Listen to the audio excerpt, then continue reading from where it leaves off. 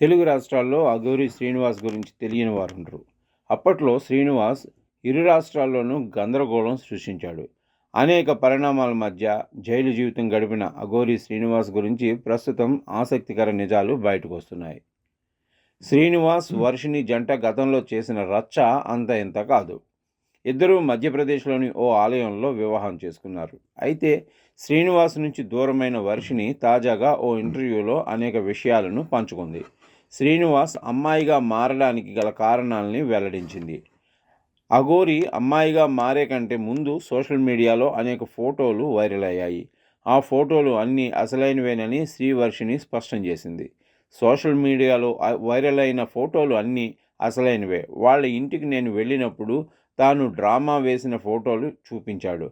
అప్పుడు అబ్బాయిలాగానే ఉన్నాడు. వాళ్ళ ఊర్లో చిన్న ఇల్లు ఉంది. నన్ను అక్కడికి తీసుకెళ్ళాడు. వాళ్ళ అమ్మా నాన్నలకు పరిచయం చేశాడు. అప్పుడు కూడా మా అన్న నన్ను అక్కడి నుంచి తీసుకెళ్ళాడు. వాళ్ళ ఊర్లో అత్యాచారానికి ఒడిగట్టాడు.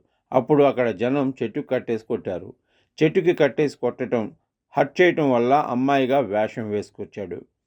వయసు కూడా నాతో 27 ఏళ్ళు అని చెప్పాడు. అది కూడా అబద్ధమే. ఒక మంత్రం సైతం రాదు.